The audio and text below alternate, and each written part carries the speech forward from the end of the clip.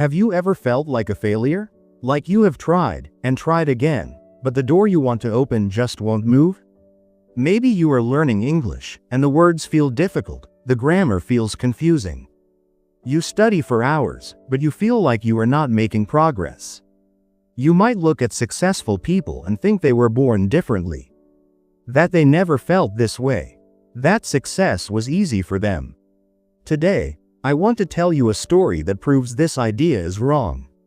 It's the story of a man whose face is known all over the world. A man who became one of the most famous leaders in history. But before he was famous, before he was a leader, he was a master of failure. He failed in business. He failed in politics. He failed in his personal life. He faced so much darkness that at one point, his friends worried he might not survive it. This is the story of Abraham Lincoln. But it's not the story you read in most history books. This is the story of his losses, his heartbreaks, and his incredible ability to stand up one more time after being knocked down again and again. This is the story of why you should never, ever give up. Our story does not begin in a grand white house with tall columns. It begins in a small, simple room. A log cabin, built with rough wood, in the wild frontier of Kentucky in 1809. The cabin had only one room, a dirt floor, and no windows. This is where Abraham Lincoln was born.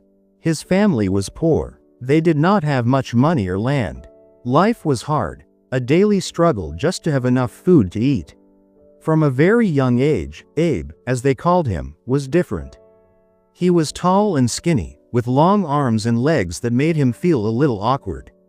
But inside his quiet mind, there was a fire. A hunger for knowledge. He loved to read, but books were rare. A book was a treasure, something more valuable than money. He would walk for miles just to borrow a book from a neighbor. At night, by the weak light of the fireplace, he would read stories of history, of great leaders, and of faraway places. These books were his window to a world bigger than his small log cabin. But the world outside of his books was often cruel. When he was only 9 years old, a terrible sickness came to their small community. It took the life of his mother, Nancy. For a young boy, losing a mother is like losing the sun. The world becomes cold and dark. Abraham felt a deep sadness, a loneliness that would stay with him for the rest of his life. He helped his father build her coffin with his own hands. In that quiet, painful moment, he learned a lesson that no book could teach him. Life is fragile, and loss is real. This early pain shaped him. It made him quiet and thoughtful. People in his town would see him walking alone, staring at the ground, lost in his own world. They sometimes thought he was lazy or strange. But he wasn't lazy. He was thinking. He was processing his grief, and he was dreaming. He dreamed of a life where his words mattered. A life where he could make a difference. He didn't want to just survive. He wanted to build something meaningful. As a young man, he left his family's home to make his own way in the world. The phrase, "to make your own way," means to create your own life, to become independent. And Lincoln was ready to try. He moved to a small town called New Salem, Illinois. He was full of hope. He was charming, funny, and a great storyteller. People liked him. He thought, maybe this is my chance. Maybe here, I can finally succeed. He decided to start a business with a friend. It was a small general store that sold things like food, tools, and fabric. He borrowed money to start it, believing he could make it a success. But Lincoln was not a good businessman. He was too trusting, too generous, and spent more time reading books in the back of the store than selling goods. Soon, the business failed. It went out of business, which means it had to close because it wasn't making any money. But it was worse than that. His business partner died unexpectedly, and Lincoln was left with all the debt. A huge amount of money that would take him years and years to repay. He called it the national debt as a joke, but the weight of it was very real. He was in his early 20s, with no money, no job, and a mountain of debt. For many people, this would have been the end of the story. A failed business, a broken dream. It was his first great public failure. And it hurts. He had not only lost his money, he had lost his confidence. He felt the sting of disappointment, the feeling that maybe he wasn't meant for success after all. But deep inside that tall, quiet man, that little fire he had as a boy was not completely out. It was just a small, flickering flame in the darkness. And he decided, with all the strength he had, to protect that flame. He would not give up. Not yet. After his business failed, Lincoln knew he needed a different path. He had always been fascinated by law and justice, by the power of words to shape society. He decided he wanted to be a lawyer. But to do that, he needed to study. With no money for law school, he did the only thing he could. He taught himself. He borrowed law books and read them day and night. He studied grammar and logic, practicing his arguments and speeches to anyone who would listen, sometimes to the trees in the forest. At the same time, he realized that if he wanted to make a real difference, he should enter politics. He decided to run for the office. This is a common phrase in English that means you try to get elected to a government position. In 1832, at just 23 years old, he ran for the Illinois state legislature. He was young, he was poor, and he had no political experience. He traveled around the district, giving speeches in small towns. He spoke with honesty and a simple, powerful style that people understood. He felt hopeful. He thought maybe his honesty and hard work would be enough. But it wasn't. He lost the election. Out of 13 candidates, he finished 8th. It was another public failure, another rejection. The people he wanted to represent had chosen someone else. The feeling of defeat was familiar now, like an old, unwanted friend. He had failed in business, and now he had failed in politics. But something important happened during that first failed campaign. He discovered he had a voice. He learned that he loved connecting with people, listening to their problems, and sharing his ideas. The loss didn't destroy his ambition, it fueled it. It showed him what he needed to learn. He needed to become a better speaker, a better debater. He needed to understand people better. So, he tried again. 2 years later, in 1834, he ran for the state legislature again. And this time, he won. It was a small victory, but it was a victory. It was a crack of light in the darkness. For the first time, he felt like he was on the right path. He was finally a lawmaker. He worked hard, earning a reputation for being honest and intelligent. He also completed his law studies and became a lawyer, finally freeing himself from the debt that had followed him for so long. It seemed like his life was finally turning around. But life is a journey of mountains and valleys. And Lincoln was about to enter the deepest, darkest valley of his life. During his time in New Salem, he had fallen deeply in love. Her name was Anne Rutledge. She was a beautiful, intelligent young woman, and by all accounts, she was the great love of his young life. They were engaged to be married. For Lincoln, who had carried a quiet sadness with him since his mother's death, Anne was like sunshine. She brought him a joy he had never known. He saw a future with her, a future filled with love, family, and happiness.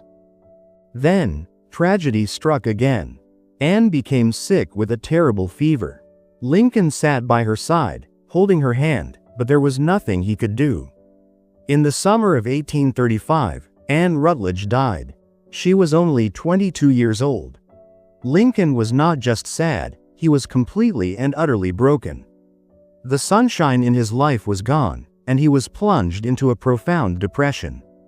The sadness was so deep, so consuming, that his friends feared for his life. They hid his knives and razors, afraid of what he might do to himself. He would wander aimlessly for hours, visiting her grave, consumed by a grief that was almost unbearable. He later wrote that the rain and the storms seemed to mock his sorrow. This was not a public failure, like losing a business or an election. This was a private, personal devastation. It was a loss that cut to the very core of his soul. He had lost his mother, and now he had lost the love of his life. The world felt empty and meaningless. The fire inside him was almost extinguished. What was the point of ambition? What was the point of success if the people you loved were gone? For many months, he was lost in what he called a sea of troubles. He felt that he was the most miserable man living. This period of his life is so important to understanding who he became. He was not a strong, confident leader at this moment. He was a broken man, fighting a battle inside his own mind just to survive each day. To survive means to continue to live, especially when it is very difficult. And for Lincoln, just surviving was a daily struggle. He had to make a choice. He could let this darkness consume him forever, or he could find a way, somehow, to keep going.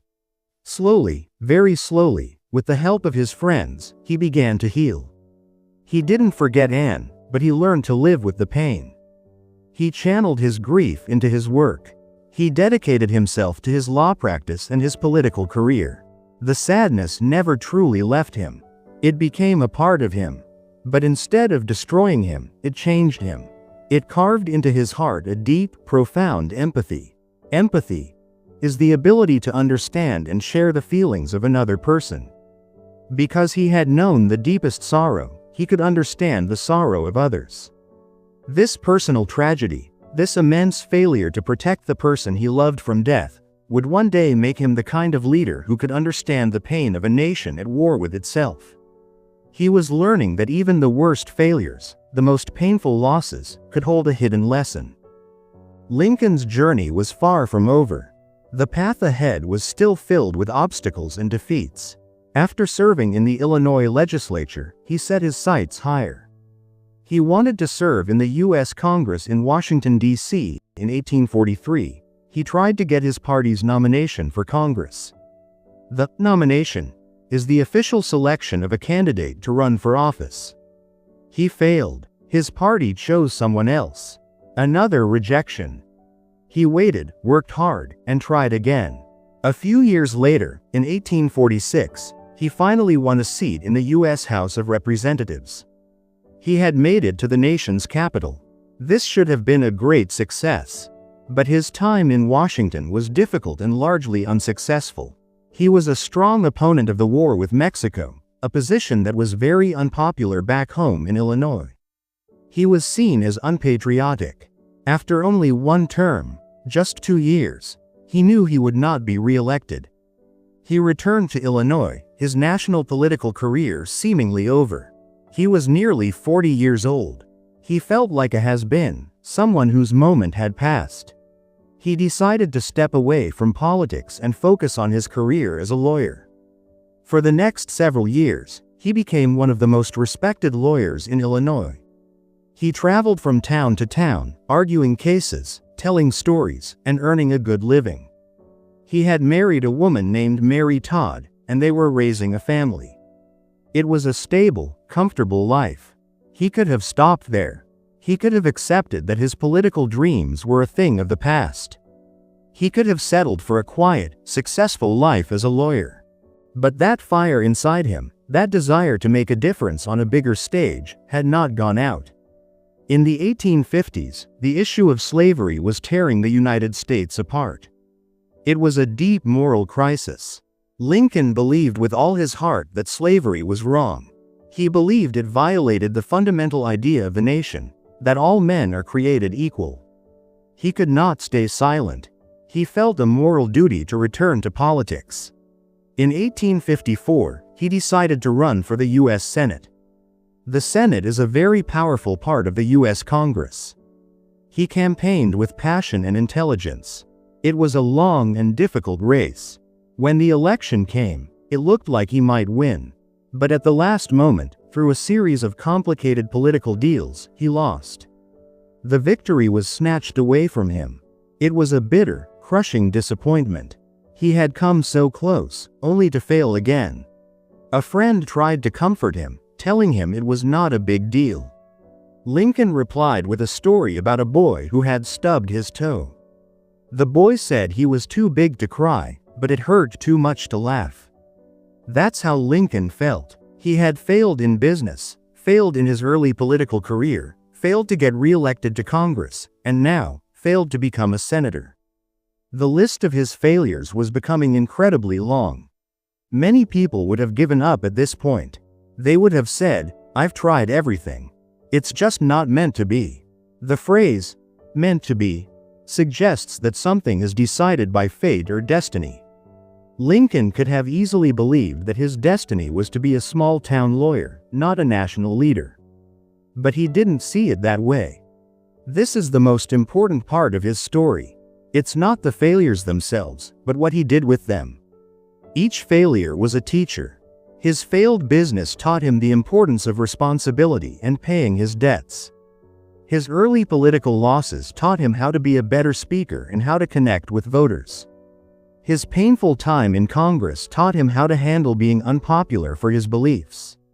And the heartbreaking loss of Anne Rutledge taught him empathy and gave him a deep understanding of human suffering. He wasn't just collecting failures, he was collecting lessons. He was building resilience. Resilience is the ability to recover quickly from difficulties.